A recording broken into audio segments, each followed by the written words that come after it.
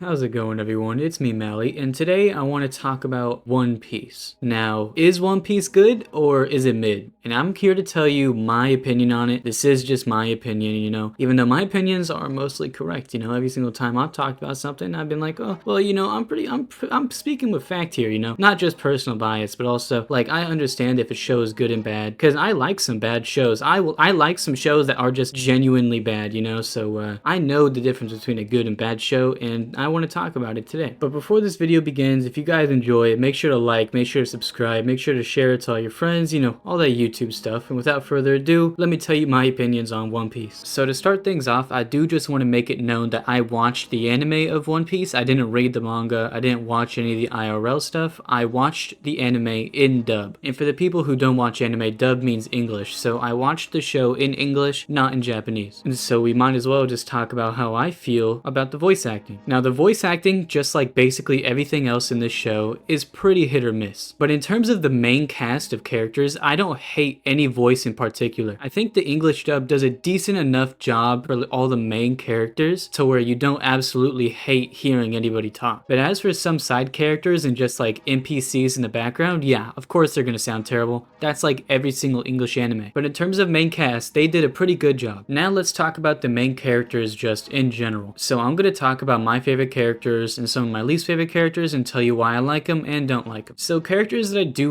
I like most of the Straw Hat crew except for Sanji. I think that Sanji is the weakest Straw Hat by far. Like, I don't give a fuck about his backstory, just because I hate his character so much. I think the like simping for all the women is like the worst anime trope in all of just any show possible. Like, I can't stand Master Roshi for that exact reason. Master Roshi and Sanji are kind of very similar in like how they act, and I just cannot stand them. The only person who's like that I can kind of stand is Yamcha, but that's just because he has aura, you know what I mean? And Sanji has no aura. But aside from Sanji, the main cast is decently good, Everybody has their part, everybody has like a good design, good voice acting, and the side characters are also pretty nice too. My favorite character in the entire show is Ace, and he's very much a side character considering he has some of the smallest screen time in the entire show. But I like Ace, I like Kid, I like Trafalgar, I like basically everybody who is a side character, or a villain even. I think One Piece does villains really, really well, except for Gecko Moria. I think Gecko Moria was the weakest,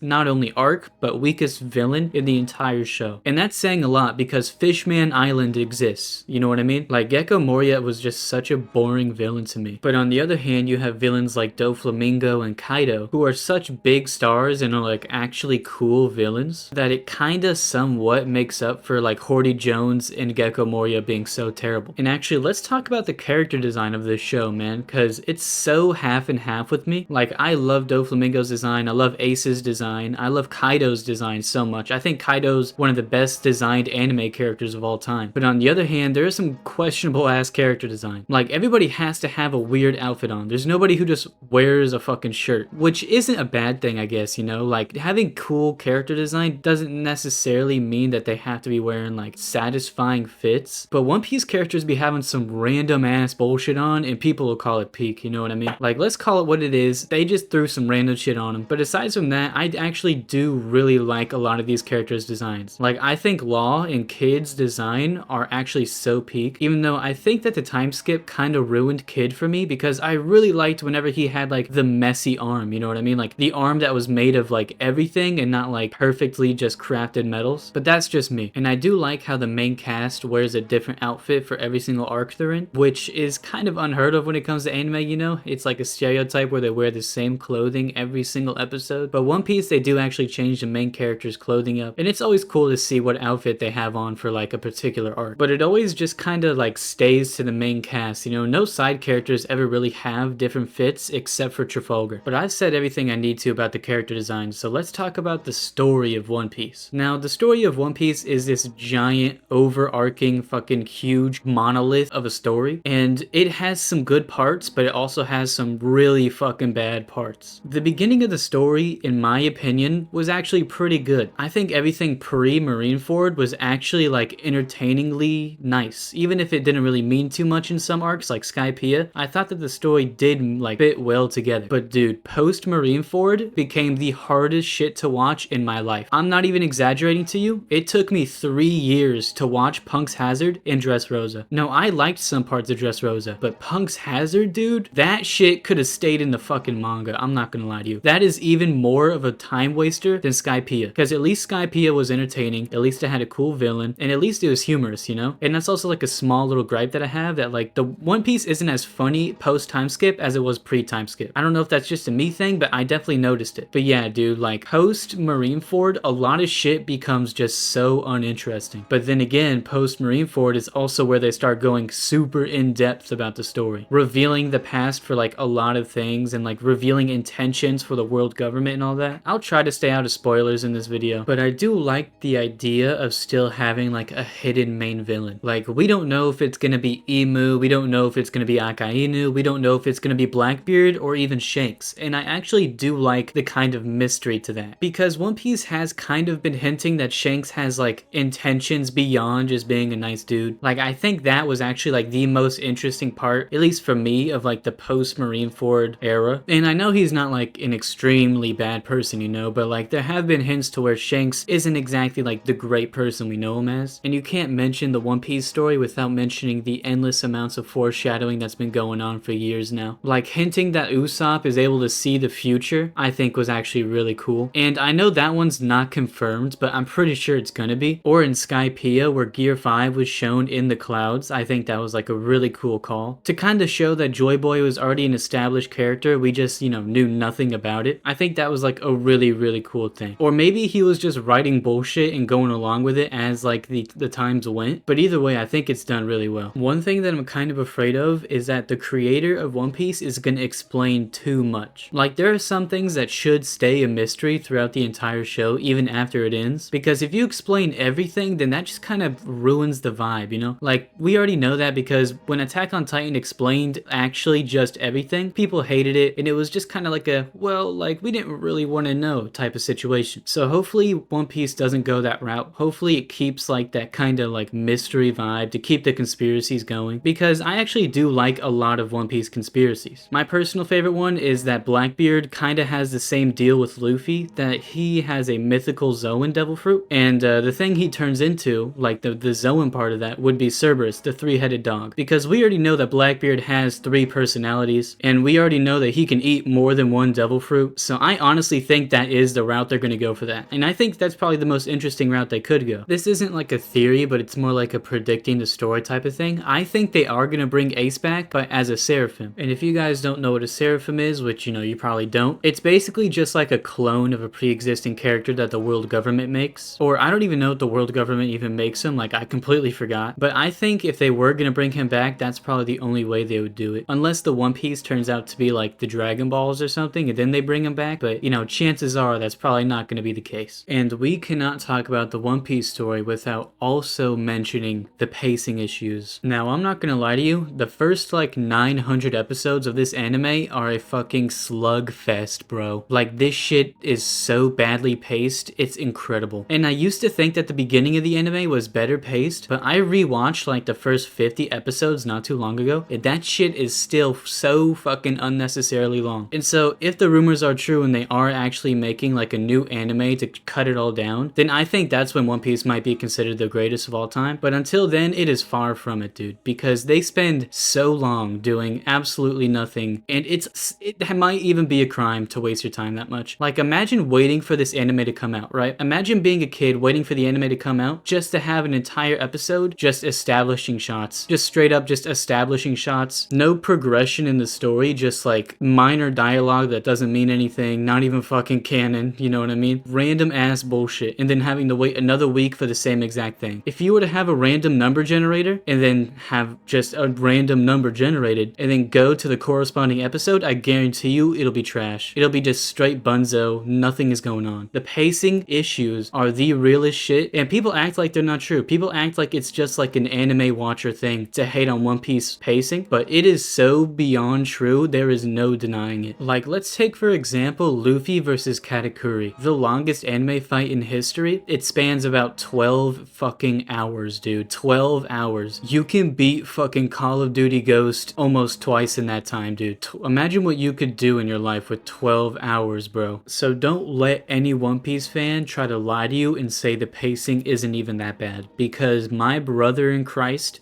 it is that bad. But yeah, that's gonna do it for this video, guys. If you guys liked it, make sure to like and subscribe, share it with all your friends, all that YouTube stuff, and tell me how you guys feel about One Piece too, you know? Like, I know that I kind of shit on One Piece in this video, but I actually do really like the characters and the story. But yeah, that'll be it, and I'll see you guys in the next video.